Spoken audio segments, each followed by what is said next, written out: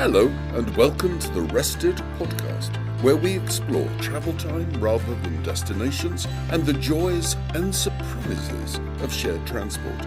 For many, travelling on buses, boats and trains is now a lifestyle choice. My name's Mark Selby. I love the theatre of travel, discovering the stories of journeys and learning how people use their travel time. Regular listeners know last week's episode was slightly different from previous ones. Judging by your feedback, it seems to have resonated with many. The episode considered loneliness and some things that could help address this big issue. My thanks for your openness regarding the isolation and loneliness you've felt at times. Driving alone, looking at the rear end of the car in front, can be lonely. One listener said he must drive for work. His only human contact on the road is being asked if he wants a receipt when he's refuelling at services. Now, we all experience loneliness at times. With hindsight, I think I use the term cabin fever when I'm feeling it. If loneliness persists, there are thankfully many organisations providing helpful information and support. And one thing they encourage is making new connections, as well as making contact with people whom you do know. Some of us enjoy meeting and speaking with new people. Others find it more challenging. In previous episodes, we've heard tips on talking with strangers, drawing out their stories, and how to politely end conversations when you want to. I hope they help. Of course, there's one thing we can all do, whether we feel loneliness or not, that requires minimal discomfort or risk, and that is to smile. If you're nervous, don't smile at someone, just smile. It'll bring you and others a moment of happiness. And buses, trains, trams and ferries are great places for smiling. City dwellers enjoy regular, convenient services and are likely to use them. But the story is different in suburbs, smaller towns, and rural areas. This is where car ownership remains essential for many, at least until services are available. But the options available are possibly better than imagined. So how can we be encouraged to explore? One way is pricing. There are price caps on bus fares in Britain, though the recent decision to raise the price of a single bus ticket from £2 to £3 in most of England does seem strange, to say the least. Josh, in Brisbane, alerted me to the 50 cents fare introduced there, which has caused more people to explore public transport in and around the city. Kevin in Copenhagen was surprised to see an unusual number of senior citizens with picnics travelling on the trains when travel outside of the rush hours was made free to use. A perfect way to go sightseeing. But of all the schemes you've told me about, my current favourite is birthday travel. Claire in Bristol told me about this great local scheme. Residents of the west of England and North Somerset can apply for a ticket that gives them free bus travel across the regions for the month of their birthday. If you're under 21, you get 2 free months. The scheme encourages residents to take advantage of the limited time window for free travel and exploration. I love it. Bristol has also announced that fees raised from drivers of the most polluting vehicles in the city's clean air zone will be paying for new and improved bus routes locally. Claire is one of my favourite types of drivers. She is a carless driver, borrowing her mum's car when needed. For most of her travels, she walks, runs, and takes buses and trains. She's met so many interesting people on her travels, from musicians and a former policeman working at the station, to kind, helpful fellow passengers. Most of the chats are short, but some can continue for an hour. Dale in St Leonard's on the English south coast is another carless driving fan. He belongs to a local car share club.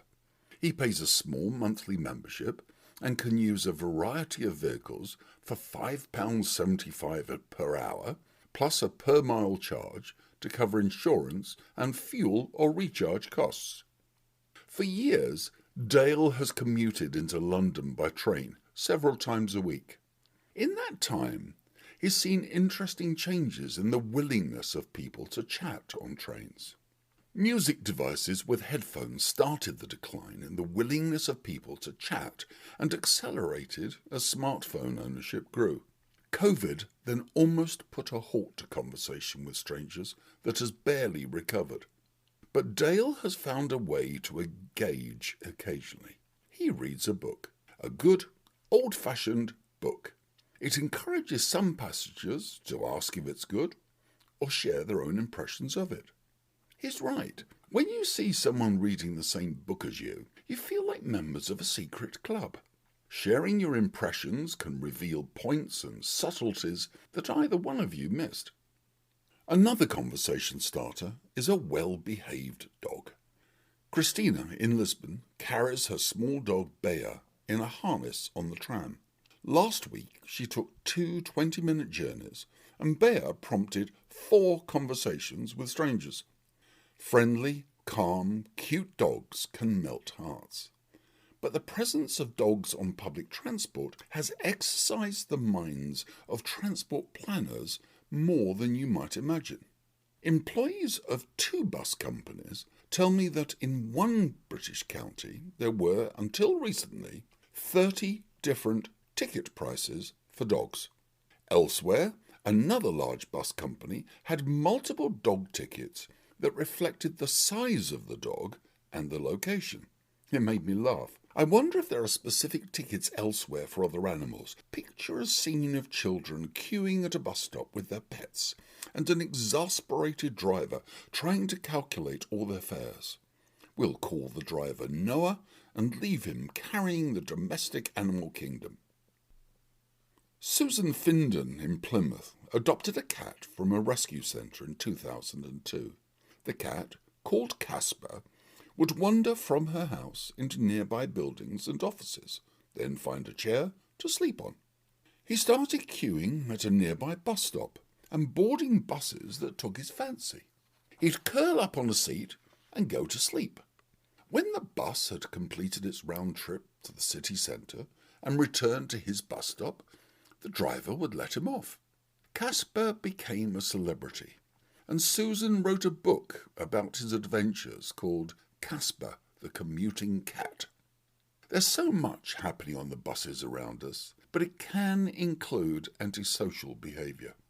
Some years ago, Music Medic was riding a bus just outside Vancouver. I quote, "It was the middle of the day. The bus was probably at 80% capacity. Some douchebag near the front was belting hip-hop from his phone through the speaker. I was sitting near the back, too shy to speak up. Suddenly, this 70-something-year-old Asian lady just starts belting out classical Chinese opera from the top of her lungs. Douchebag slowly turns down the volume to nothing. Lady slowly stops singing. Everyone smiles in relief." The power of opera. In Massy, a southern suburb of Paris, the Opera House transports singers and musicians to public places by bus for rehearsals and then uses a bus to take locals to the performance. The opening overture to Wagner's opera Tannhauser is a favourite of mine, a wonderful, uplifting piece if you're feeling down. The opera concerns love and redemption. Tannhauser's penitence and suffering remind me of the figurative hair shirt wearers in the world of transport. Hair shirts were made of coarse hair and worn next to the skin as an act of penance. They were worn under other clothing, hidden from sight. But today the shirt is a good metaphor for those who loudly declare their intent never to use certain modes of transport again for environmental reasons. I applaud their choice, and don't question their passion, but suspect their impact on the environment is diminished by the focus on their own penance. Rather than their metaphoric hair shirts being hidden from view, they're worn as a badge of honour, shaming others who don't follow their example. The ability to persuade others possibly diminished by their proclaimed sacrifices. We can encourage people to explore and start the new rather than just shaming them into stopping the old. People are resistant to change if it's forced on them. It genuinely is fun to try and explore public and shared transport. You'll feel fitter, happier, less lonely, and so will those around you. Treat yourself.